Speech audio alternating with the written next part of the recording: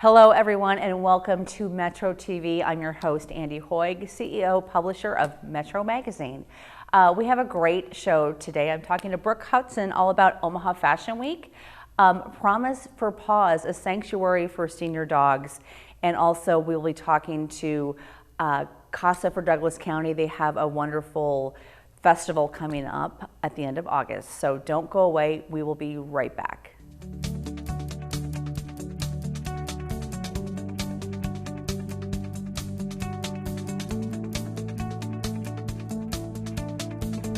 Well, welcome back. I'm here with Terry Gatch Mills, the Promise for Paws volunteer, but also Tiffany Barrett. She's the founder of Promise for Paws Senior Dog Sanctuary. So I just want to thank you both for being here with me. And before we move on, let's introduce these two. This is Big Poppy. He's 13 years old. Okay. He's a little Chihuahua and runs the house. And then we've got... Yes, this is Tough. Tuff's the big guy. He's our newest resident. He just came, actually he just came this week. Okay. So he's learning the ropes and fitting in really well. Yeah. Well, tell me, what is Promise for Paws? So Promise for Paws, I like to tell people, is kind of like a nursing home for dogs. We take the older dogs in. Right now, our oldest dog, I believe, is 18, and our youngest dog is 9, and he came with an older brother. So that's really the only reason there's, as young as 9. But we let them live their life. So we're a facility, but we're not like a shelter that kennels dogs. We try our best to be the most home-like environment we can be. So when you walk in, you're walking into couches. You're walking into big dog beds and TVs and everything you would expect in a normal house. Yeah. Yeah. Because this really is a sanctuary for senior dogs, and also you are adopting them out to people that are looking for senior dogs? We really don't do much of that. Okay. If we have a dog that doesn't quite mesh with the sanctuary, and maybe he just doesn't do other dogs, or is too ill where it needs a little extra care, then we'll try our best to put him in a forever foster home. But by the time they get to us, they've usually been through a lot. A lot of our dogs come with us because maybe their owners have passed away, or they've been through several moves or something, and so they're usually pretty stressed out, and we try to make us their last stop just to minimize some of that. Okay, so I mean that truly is what a sanctuary is. I mean, whether it's wildlife or whether it's a cat sanctuary, dog sanctuary, you're just providing them this loving place that they can, spend the rest of their lives. Exactly. So, awesome. I love that.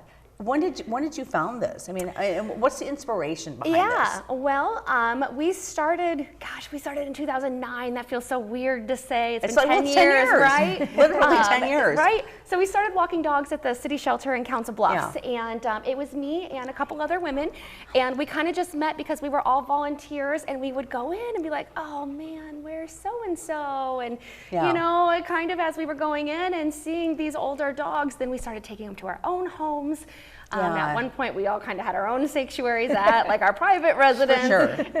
And in 2015, we decided if we, didn't want to be divorced and living by ourselves with 15 dogs at home, we needed to get a separate space and really, really start doing this. And so in 2015, we purchased our first home that we turned into a sanctuary. Okay. And so then Christmas Eve of 2018 is when we moved to Council Bluffs and got a little bit bigger, and here we are today. We have 32 dogs in the house right now, which sounds crazy, but I promise you when you walk in, you would think there was 5.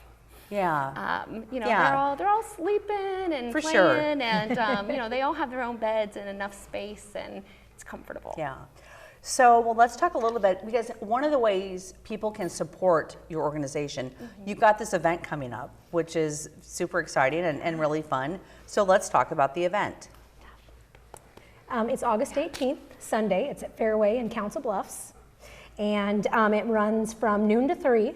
Registration for cars and motorcycles starts at 10:30 in the morning. And what's it called? It's the Bad to the Bone Promise for Paws Senior Sanctuary Car and Motorcycle Show. Okay. And this is our second year that we're doing this for Promise for Paws. Yeah. And we are a nonprofit, so we really rely on public funds. And sure. so this is a huge, one of the two big fundraisers that we have a year. So, Okay. We're going to have a lot of stuff. It's going to be twice as big as it was last year. Okay. Last year we had about 100 vehicles. Yeah. And we encourage anybody to bring them out because we have a lot of, aside from your regular trophies and the Ford Motor or Ford Sure. Mopar and Chevy classes, we also have some fun ones like Diamond in the Rough. So we encourage people, if you're working on your car, bring it out. Okay. Rat rods, every vehicle is welcome. Okay, wonderful. So some of the cost to register. So if you want to bring your car up, that's to register? Yes. Correct? Yep. Okay. Each vehicle is $15 to register. And all the proceeds do go to the care of the dogs at the senior sanctuary. Yeah. So let me ask you, I mean, how much, what do you need each year to provide this Yeah. haven and this place for these elderly dogs? Well, financially, we go through quite a bit in vet bills. Yeah. So last year we spent about $38,000 in Okay. vet bills, and that was when we maintained a house of between like 22 and 25 dogs. Okay. So this will be our first year maintaining roughly 30 to 33 dogs, Yeah. and so I imagine ours will be a little bit more this year. So we're budgeting for about 45,000 Okay. in just vet bills. We spend about $2,500 a month in medications. Again, they're older. A majority of them are on something, whether it be for arthritis. We have a few that are in heart failure.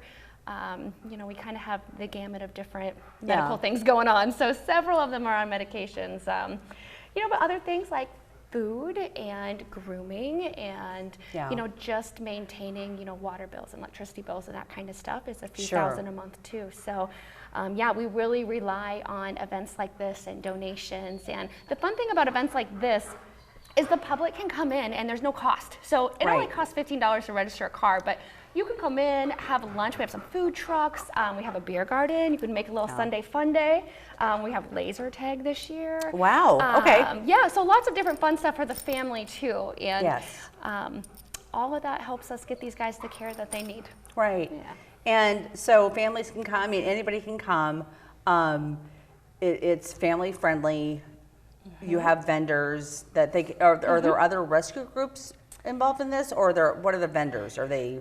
Yeah, you want to take that one? Yeah, the vendors are, we've got Lip Sense, we've got Sensi, we've got Aflac will have a booth, State Farm Insurance is going to have a booth. We've got Edwards Motorsports. We've got a little bit of everything. Okay. So, and we've got more vendors calling daily wanting to come and set up. So. Okay, so there's opportunities to still do yes, that until August 5th. Yep, okay. you betcha. Be sure to contact us. At this point. Now, are you going to have any of these beautiful little senior pups out there for people Always. to We are. We won't have all of them. We do have a few dogs that probably it's not the best interest for them. But probably Tough will be here. I don't know if Poppy would love a day out, but we'll see. But yes, we will have several of our dogs, and they're going to be paired with a volunteer kind of walking around throughout the day. Okay. Yeah. But I want to thank you both so much for coming on the show. What an important cause, and thank you for founding this. I mean, these guys just, being able to spend the later years of their life in a place where they're just at peace and have a lot of love. So lastly, I'm going to ask you this question.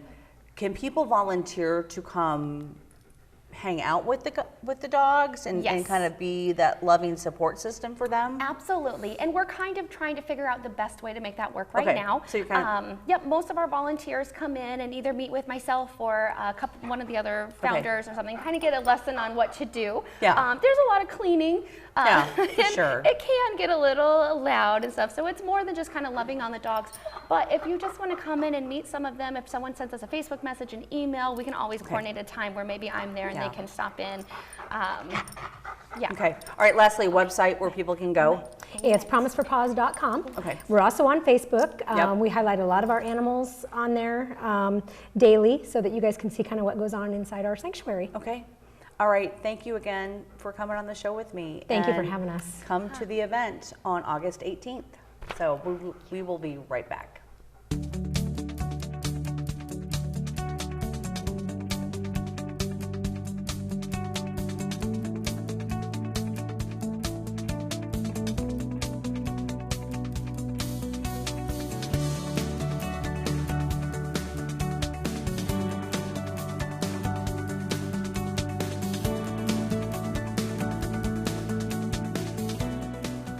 Well, welcome back. I'm here with Tina Nosita. She's the program coordinator for CASA for Douglas County.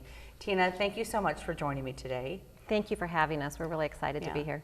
So you have like a really fun, so it's the CASA Superhero Festival coming up. Now I've done the CASA Superhero 5K, but you're like switching things up and taking it to a different level. We are. We're super excited about this event. Super excited. We've taken it from Midtown Crossing, we've moved it to Stinson Park in Exarban Village, and we've made it an all-day festival. So we're going to kick off the day with a 5K race that'll go along the Keystone Trail. We'll have a mini 1 mile walk around the park itself for children. We're going to have the Pancake Man there. We're going to have carnival games, inflatables. We're super excited. We're going to have a VIP tent to honor our volunteers. If it wasn't for our volunteers, we wouldn't be here. So we're going to honor those people that day as well. The event is free to the community. We're going to have 3 different bands. So we're going to go from 8 o'clock in the morning till 3 o'clock in the afternoon. Wow. It's going to be a long day. That's awesome. It is. We're going to have 3 different bands. We're going to have Blues Ed start in the morning, and then we're going to have High Heel, the Omaha band, and then Jacked is going to close the day for us with their music. So we're super excited. And again, it's a free event for the community, so we're hoping to bring a lot of people out. So what was kind of the inspiration behind making, because again, it was just like, it was a 5K race, and then they had the fun walk around Midtown Crossing, and now it's an all-day event, which, first of all, I think is awesome. But the inspiration to bring more awareness? Absolutely. The goal is to bring more awareness about what CASA does. CASA stands for Court Appointed Special Advocate. We work with the court systems. Judges, when a family comes into the child welfare system, judges will refer the case to CASA, and then we match that case or that family with a volunteer, and then that volunteer follows them, follows the children and advocates for them. The volunteer is the voice for the child within the court system. They make recommendations to the court. The really cool thing about our volunteers are we are the only people that are not paid. Our volunteers are there because they have a huge heart for children and for our community, and so they're there to advocate for those children. You know what, and one of the things I remember, Kim was on the show about a year ago, and we were talking about CASA. I mean, it was upcoming. And you spent how many years last? Was it 20 years? Yes, we just celebrated in September. Yeah. Yes. Okay, so your big 20th year anniversary. And I remember talking to her last year. CASA volunteers are really special people because you have to go through a lot to be. Absolutely. They go through a 5-week training, a 35-hour training to learn the system, to kind of learn what advocating for a youth looks like. And so it really does take a special person to do that. We're fortunate that our community is full of those special people. But again, our event, the Superhero Festival, is to raise awareness. We currently have approximately 150 children on our waiting list that need a volunteer. Wow. So we're really hopeful that this event and this interview will bring more awareness and let the community know that we need them. We need some more support. We need some more volunteers. If somebody wants to volunteer, I mean, just from watching this today, what can they do or where should they go to learn more about what that means? Absolutely. They can look at our website, casaomaha.org. It shows you, there's links there on how to apply to be a volunteer. They can call the office. Anybody there can help direct them to the right person. Because like what you said, so you've got, how many volunteers do you typically, or do you have like in your pool of? Right now we have about 250 volunteers. Some are active, some are on hold, but our goal is to serve every child in foster care that needs a volunteer. So again, we've got approximately 150 children waiting now.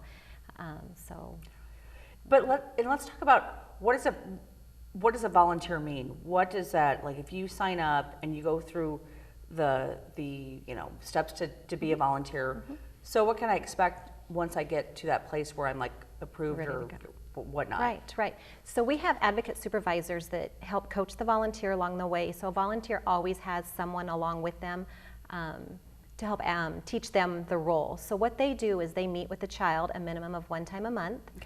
They go to family team meetings. They work with the professionals on the team, the different attorneys. They just really advocate for the child. They work with the school systems to make sure that the needs are being met and truly are the voice for that child and learn what the child wants and help advocate for their needs. And it really, I mean, truly, this changes children's lives. It absolutely does. It does. There's studies out there that show a child that has a CASA volunteer typically stays in the system a lot less time. So it's really an important role. I know. I actually know a couple of people that are CASA volunteers, advocates. So it's a beautiful thing. So again, let's just wrap back around to the event itself. So the festival is on the 25th. It's on the 24th of August. 24th, sorry. Yes. It's Saturday the 24th Absolutely. of August. People, it starts at 8 o'clock. They can do the 5K, but if you don't want to do the 5K, you can come do the mile walk, and you can just come out and just for the whole day. Absolutely. Until 3. We'll love to have people there. We've got some great vendors that are going to be there that from Exarban Village that are going to kick back part of their proceeds to us. We've got some great community partners, sponsorships. We've got Gavilon, Union Pacific, First National Bank, Jimmy John's, Mutual of Omaha. So we've got Clark Creative. We've got a great host of supporters as far as sponsorships as well. Wonderful. And so people can find out all that information and how to register. Again, the festival is free, so you can just come out. But if you want to register for the 5K, absolutely, you need to go to the website. You can go to the website or go to It's Your Race, but it's all on our website, CASA Omaha. Okay. All right. Tina, thank you so much. I'm super excited. I will be there for sure. So, and celebrating and coming out and just really appreciate everything that CASA for Douglas County does. Thank you so much. I mean, it takes a village, and we really do appreciate the community support, and I appreciate you having me here today. Yeah. Well, thank you. Thank you. And we will be right back.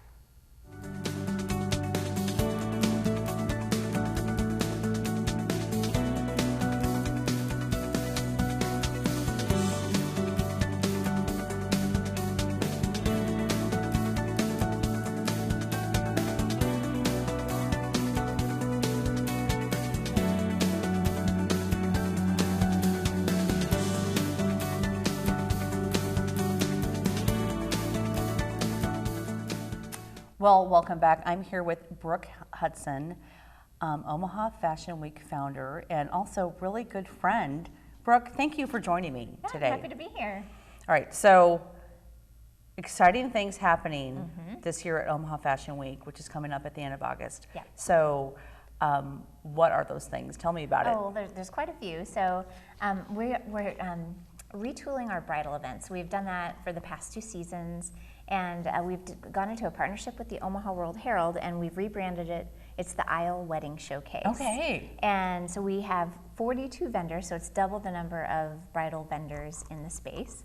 And then we've expanded the number of collections we're doing, so we'll have 9 collections. Many of them are local designers, so we're really excited to see more local designers get into bridal wear. So that's the kickoff of the week. That'll be August 18th. Okay. It's going to be an afternoon show, so it'll be from 2 to 6 on the 18th. Is the 18th, what day of the week is that? That's a Sunday. Okay, that's a Sunday. So it's a great day for those kinds of events. So we've changed that up. And then Monday, instead of having a fashion show, we're going to have a special community building event. Okay. And it's called Beauty is a Community.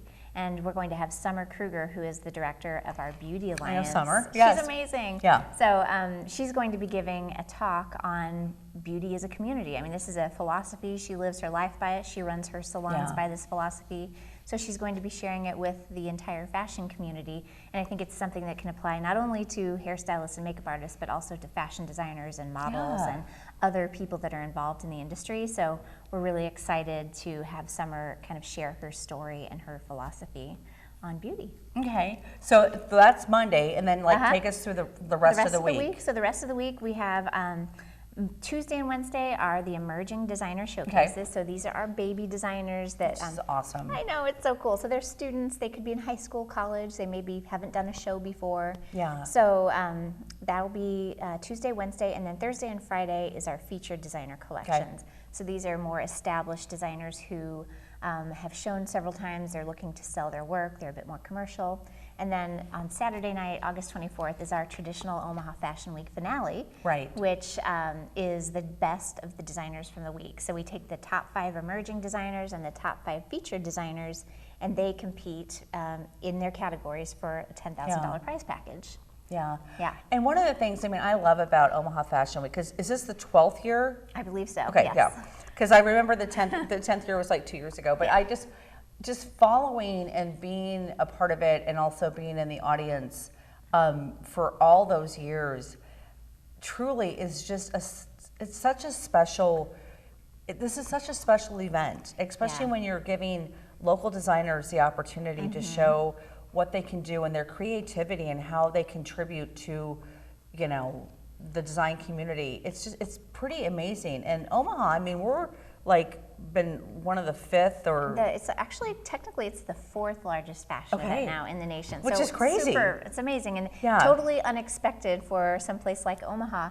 But I love this community because I feel like it's small enough that you can come into it and make an impact, but it's big enough that there is adequate support for good ideas. Yes. And so Omaha Fashion Week, it's a great way for young people or people that haven't done this before to try it out and do it on a really professional level. Right. Because we have kids that build their portfolios through our program, and they go off to these big fashion schools on the coast, talk to their peers, and realize that, wow, none of my friends in this fashion program have done a fashion show the way I have.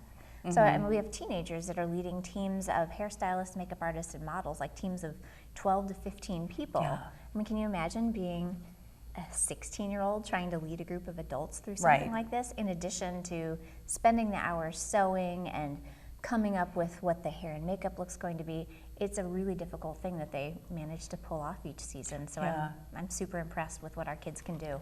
And also what I've noticed season after season as I've gone to, you know, the finale, so to speak, we'll speak about that, is the level of competition, the level of also what they're producing. Yes. It just keeps getting higher and higher. Yeah. And I'm just amazed at some of the beautiful design work that these designers put out there. It really is, and I think that is a testament to the mentoring that we do. So we have a group of selection panelists. They're industry experts. We've got a panel specifically for the emerging designers who their job is to look for talent, you know, and see potential. We always tell them, look for potential, look for potential. And then the featured designer panel is looking for something a little bit more established. But those panelists meet with the designers for 6 months leading up to shows. Wow. And also Buff Reynolds, who is our VP of Community Outreach, works with those designers and gets them mentors and the resources they need to complete their collections. And I just think that whole process has been so refined that it has just continuously raised the bar for the work that's being done, and also the designer's ability to sell it and make an income from what they're doing, which is ultimately what we'd like to see happen. Yes, absolutely. So before we get to, I want to talk about tickets and how people do all that kind of stuff. What are some of the themes? Yeah. Do you have themes? We do have themes. It's really interesting. We get a lot of questions from people about how do you choose these wacky themes for Fashion Week? And we don't go into any season with any preconceived idea of what the themes are going to be. Okay. We wait until the interviews are completed, the initial interviews we do with the designers to decide who's in and who's out for the shows. And we pull our themes from what the designers are presenting. So this year's themes are the Latin terms for earth, wind, and fire. Love it. Yes. Totally love it. I know, it's pretty cool. And that does seem to be just the theme of the season, that designers are finding a lot of inspiration from natural elements. Oh my gosh, And I so love that. that's pretty cool. Yeah. And we're seeing a lot of designers, especially the younger ones, focused on sustainability as well, and kind of spreading the message about issues with fast fashion and what that's doing to our landfills. So I think that's all really cool, and it's an interesting theme. Oh my gosh, I love it. All right, so if people want to go to, can they buy a ticket to go to all the shows? Can they buy individual shows? Talk about that. At this point, we do have season tickets, but the sales on those finished up in May. So, but you can buy for each individual night. Yep, and so those are the Sunday night bridal, Tuesday through Friday, and then Saturday. And you just go to omahafashionweek.com to buy those tickets. All right, Brooke, thank you so much. I'm actually super excited. Wow, lots going on. And we so appreciate your support and what the magazine does, and your show is amazing. So I appreciate you supporting us and helping get the word out about what we and our designers are doing. Well, thank you. It's good to see you. Great to see you and too. I will see you, I think, from this along date. the runway, right? Yeah, I'll see you on the runway. I like that. Brilliant. I'll see you on the runway. Okay, so, thanks. Thank you, and we will be right back.